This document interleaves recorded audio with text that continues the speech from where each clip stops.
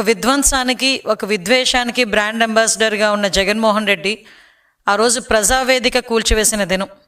అంటే సాధారణంగా ఈరోజు మార్నింగ్ అంతా కూడా ఎమర్జెన్సీ గురించి మాట్లాడుకుంటున్న రోజు అయినప్పటికీ కూడా నాకు తెలిసి 2019 జూన్ 25 నుంచి కూడా ఆ 5 సంవత్సరాలు ఒక ఎమర్జెన్సీ పాలనే నడిచింది అని చెప్పుకోవడానికి చాలా ఉదాహరణలు మాకున్నాయి. అంటే ఒక విద్వేషం, ఒక విధ్వంసం అన్నది ఎజెండాగా పెట్టుకొని సుమారుగా చెప్పాలంటే 2019లో రాజ్యాధికారం తీసుకున్న తర్వాత జగన్మోహన్ రెడ్డి అప్పటి నుంచి కూడా తన అధికారాన్ని, తన అడ్మినిస్ట్రేషన్ని కూల్చివేతలకి, లేకపోతే విధ్వంసానికి, విద్వేషానికి, హత్యలకి, ఆత్మహత్యలకి ప్రేరేపించాడే తప్ప ఒక అమరావతిని నేల రాయటానికి, అదేవిధంగా పోలవరాన్ని ఎట్టి పరిస్థితులు కట్టకుండా చూసుకున్నాడే తప్ప ఏ రోజు కూడా ప్రజా సంక్షేమం, రాష్ట్ర అభివృద్ధి అనేది లేకుండా 5 సంవత్సరాలు కూడా పరిపాలన అమోఘంగా చేశామని చెప్పేసి అంకలు గుద్దుకొని తీరా ఏదో అంటారు కదా, బొక్కబోర్లా పడినట్టుగా 11 సీట్లకు పరిమితమైపోయిన పరిస్థితి.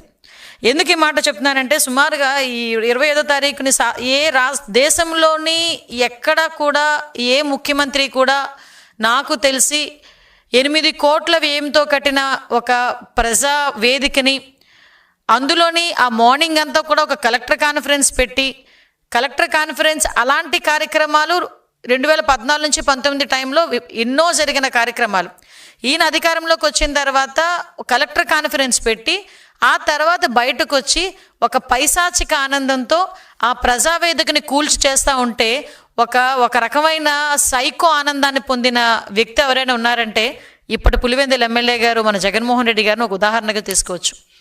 ఇప్పటికీ కూడా ఆ ప్రజావేదిక శకలాలు అక్కడే ఉన్నాయి. అంటే విషయం ఏంటంటే ఎందుకు ఈ మాట నేను పర్టికులర్గా చెప్తున్నానంటే ఈరోజు బయటకు వచ్చి విధ్వంసాలను మళ్ళా తిరిగి రెచ్చగొట్టాలని వాళ్ళ వైసీపీ మూకలతో బయటకు వచ్చి ఒక రకమైన విధ్వంసమైన వాతావరణాన్ని, ఒక హింసా వాతావరణాన్ని ప్రేరేపించడానికి రెడీ అవుతున్నాడు. దానికి బట్టి మనం ఒకసారి ప్రీవియస్గా కూడా జగన్మోహన్ రెడ్డి తాలూకా నేచర్ మనం అర్థం చేసుకుంటే జూన్ 25వ తారీఖు 2019లో ప్రజావేదిక కూల్చిన దగ్గర నుంచి మొదలు పెట్టుకొని 2024 మార్చ్, ఏప్రిల్ ఎలక్షన్స్ వరకు కూడా తిరిగి ఇప్పటికీ అధికారం కోల్పోయిన తర్వాత కూడా ఇప్పటికీ కూడా అటువంటి పందాలు నడుచుకునే దానికి ప్రయత్నం చేసే పరిస్థితి కూడా మీ అందరూ కూడా గుర్తుపెట్టుకోవాలి. సుమారుగా మనం చూసుకుంటే అధికారం చేతిలోకి వచ్చిన తర్వాత ఎంత దారుణం అంటే అన్నా క్యాంటీన్లు 5 రూపాయలకి అన్నం పెట్టే అన్నా క్యాంటీన్లకి కూడా నిర్వీర్యం చేసేసి అన్నా క్యాంటీన్లన్నీ మూసేశాడు. మేము ఆ రోజు నెత్తి నోరు పెట్టుకున్నాం, అన్నా క్యాంటీన్లు అన్న పేరు కనుక నీకు నచ్చకపోతే రాజన్నా క్యాంటీన్ అని పెట్టుకోవయ్యా, అంతేగాని పేదవాడి చేతి దగ్గర కూడు మాత్రం కొట్టొద్దు అని చెప్తే ఆ రోజు కూడా ఏమీ అంటే జాలి కనికరం ఏమీ లేకుండా ఆ అన్నా క్యాంటీన్లు మూసేశాడు. అదేవిధంగా ఎక్కడైనా సిమెంట్ రోడ్లు వేసిన పరిస్థితి ఎక్కడైనా కనిపించిందా? పోలవరాన్ని తీసుకెళ్లి మూలన కూర్చోబెట్టాడు. అమరావతిని తీసుకెళ్లి 3 రాజధానుల పేరిట అమరావతిలో ఏ కట్టడం కూడా జరగకుండా అమరావతిని సాక్షాత్తు వాళ్ళే ఒక శ్మశానంతో పోల్చిన పరిస్థితిని కూడా ఈరోజు గుర్తుపెట్టుకోవచ్చు. ఇవన్నీ ఒక ఎత్తు అయితే ఎవరైనా గట్టిగా మాట్లాడితే వాళ్ళ మీద కేసులు పెట్టడం, గట్టిగా ప్రశ్నిస్తే వాళ్ళని పిచ్చోళ్ళని చేసి రోడ్డు మీద కొట్టే పరిస్థితి, మరీ ఎక్కువగా మాట్లాడితే హత్యలు చేసే పరిస్థితి, ఇవన్నిటినీ కూడా దాటుకొని 5 సంవత్సరాల పాటు ప్రజలందరూ కూడా నానా ఇబ్బందులు పడి ఈరోజు కూటమి ప్రభుత్వం మీద నమ్మకంతో సుమారుగా 164 సీట్లు ఇచ్చి ఈరోజు మమ్మల్ని గెలిపించి ఈరోజు అతి నమ్మకాన్ని మా మీద పెట్టుకొని ఈరోజు ప్రజలు ప్రశాంతంగా జీవించే పరిస్థితి ఈరోజు కనిపిస్తూ ఉంది. మీకు ఇందుకే చెప్పాలంటే మనం ఆలోచించుకుంటే ఇది ప్రజావేదిక గురించి మనం చూసుకుంటే 1.5 గంటల పాటు కలెక్టర్ కాన్ఫరెన్స్ పెట్టాడండి.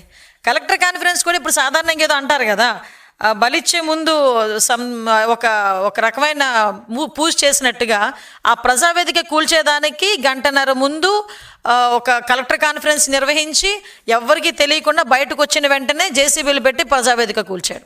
అంటే మీరు అతని తాలూకా నైజం అర్థం చేసుకోవచ్చు. నేను ప్రతిసారి అతని తాలూకా నైజం అర్థం చేసుకోండి అని చెప్తూ ఉంటాను. అతని తాలూకా సైకో నైజం అర్థం చేసుకోవచ్చు. తర్వాత అమరావతి దగ్గర అసెంబ్లీలోని 3 రాజధానులు అని చెప్పాడు. అమరావతిలో ఉన్న ఏ కట్టడాన్ని కూడా ముందుకు తీసుకెళ్ళనవలేదు. అన్ని వ్యవస్థలని కూడా నిర్వీర్యం చేసేశాడు. ఎంత దారుణంగా నిర్వీర్యం చేశారంటే తిరిగి మేము ఈరోజు అధికారంలోకి వచ్చిన తర్వాత వ్యవస్థలని గాడిలో పెట్టడానికి దగ్గర 4-5 నెలలు పట్టింది. ఇప్పటికీ కూడా చంద్రబాబు నాయుడు గారు విజనరీ లీడర్ కాబట్టి ఇప్పటికైనా మేము వ్యవస్థ నడిపించగలుగుతున్నాం. కానీ అతను కాకుండా ఇంకొకరు ఎవరైనా అయితే చతికిలు పడిపోయే పరిస్థితి. రాష్ట్ర ఆర్థిక వ్యవస్థని సంపూర్ణంగా అంటే ఎక్కడ కూడా అంటే ఎంత దారుణమైన పరిస్థితి అంటే ఒక చీప్ లిక్కర్ ప్రజలకు అందించి ఆ లిక్కర్ మీద కూడా 15 సంవత్సరాలకి మా రాష్ట్రంలో ఇంతమంది తాగుతారు, దీని మీద ఇంత ఆదాయం వస్తుంది కాబట్టి నాకు ఇంత అప్పు ఇవ్వండి అని 25,000 కోట్ల రూపాయలని కూడా అప్పు తీసుకొచ్చేసిన పరిస్థితి నుంచి ఈరోజు ఆర్థిక వ్యవస్థని ఈరోజు గాడిలో పెట్టడానికి నిజంగా గౌరవ చంద్రబాబు నాయుడు గారు ముఖ్యమంత్రి వర్యులు చేస్తున్న కృషి మనందరం కూడా చూస్తున్నాం. ఒకటి మాత్రం నిజమండి, కూల్చివేతలతో మొదలుపెట్టాడు, విధ్వంసం చేశాడు, విద్వేషాలను రెచ్చగొట్టాడు, హింసను ప్రేరేపించాడు, వాళ్ళ తాలూకా మంత్రులు ఎమ్మెల్యేల చేత బూతులు తిట్టించాడు, అసెంబ్లీ సాక్షిగా మా చంద్రబాబు నాయుడు గారి చేత కన్నీళ్లు పెట్టించారు, అదేవిధంగా నారా భువనమ్మని నోటుకొచ్చినట్టు మాట్లాడించారు. ఇంకా మాలాంటి వాళ్ళం అయితే ఇంకా అది వేరే విషయం. అంటే ఒక్కొక్కసారి ఎందుకు గుర్తు తెచ్చుకోవాలంటే జగన్మోహన్ రెడ్డి ఈరోజు వచ్చి నీతి కబుర్లు చెప్తున్నాడు. అదేవిధంగా వాళ్ళ తాలూకా విధ్వంసం చేసే ఆ జనాలు కూడా మూకలు, వైసీపీ మూకలు కూడా బయటకు వచ్చి ఈరోజు నీతులు చెప్తున్నాయి. ఆ నీతులు చెప్పేటప్పుడు లాస్ట్ 5 సంవత్సరాలు వీళ్ళు ఏం చేశారన్న సంగతి కూడా గుర్తు చేయాలి అనే ఉద్దేశంతో బయటికి రావాలంటే పరదా ఉండాలి, బయటికి రావాలంటే చెట్లు నరికేయాలి, అతను బయటకు వచ్చాడంటే షాపులు మూసేయాలి, జగన్మోహన్ రెడ్డి బయటకు వస్తున్నాడంటే షాపులు మూసేయాలి, జగన్మోహన్ రెడ్డి ఒక మీటింగ్ పెట్టాలంటే తెలుగుదేశం పార్టీ వాళ్ళందరినీ కూడా హౌస్ అరెస్టులు చేయాలి. అదేవిధంగా అతని గురించి ఎవరైనా గట్టిగా సోషల్ మీడియాలో మాట్లాడితే వాళ్ళని తీసుకొచ్చి సిఐడి కేసులు పెట్టి ఇరికించాలి.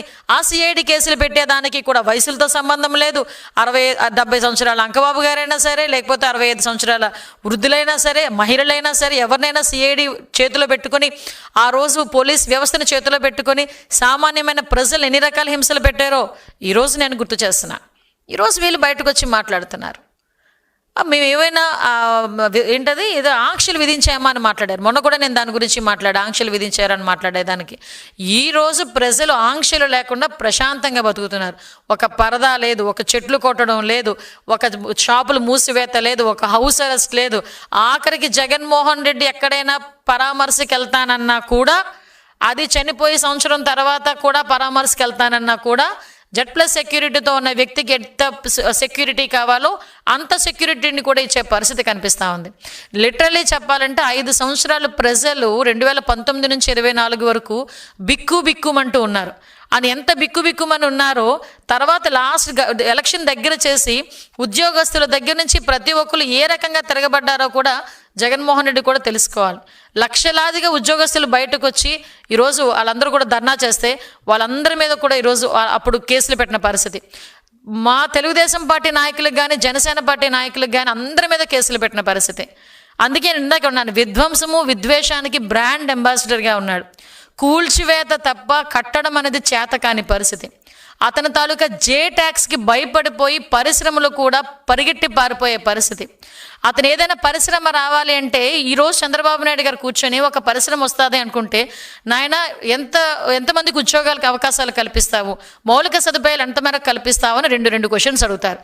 అదే జగన్మోహన్ రెడ్డి పరిశ్రమలు రావాలంటే అడిగిన క్వశ్చన్ ఏంటంటే, నాకు వాటా ఎంత ఇస్తావు, నాకు కమిషన్ ఎంత ఇస్తావు. ఆ రెండింటి మాటలకి దూరంగా పారిపోయిన పరిశ్రమలు ఈరోజు మళ్ళీ చంద్రబాబు నాయుడు గారిని చూసి, చంద్రబాబు నాయుడు గారి తాలూకా విజనరీని చూసి ఈరోజు ముందుకు వస్తున్నాయి.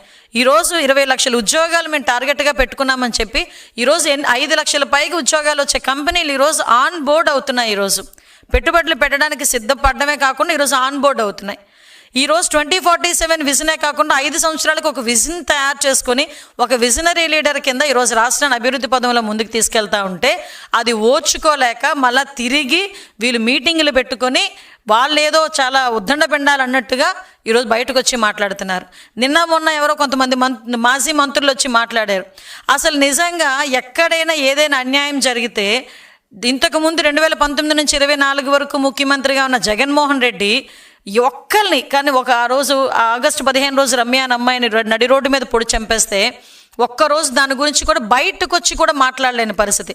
అలాంటి ఆత్మహత్యలు, హత్యలు, వాళ్ళ తాలూకా తిరిగి వాళ్ళు దాడులు ఎన్ని జరిగినా కూడా ఒక్కరోజు కూడా బయటికి రాని జగన్మోహన్ రెడ్డి ఒక్కసారిగా అతనికి 11 సీట్లకి దిగజార్చి ప్రతిపక్ష హోదా కూడా లేకపోయినప్పటికీ కూడా ఈరోజు అతని ప్రతిపక్ష నాయకుడిగా తను ప్రమోట్ చేసుకుంటూ ఈరోజు బయటకు వచ్చి ఎక్కడ ఎవరు చనిపోతారా నేను అక్కడికి వెళ్ళి పరామర్శ చేయాలి అని ఆ ఒక్క పరామర్శ పేరు పెట్టుకొని మొబిలైజేషన్ పేరుతో జనాల్ని మూకుముడిగా రోడ్డు మీదకి కావాలని తెచ్చుకొని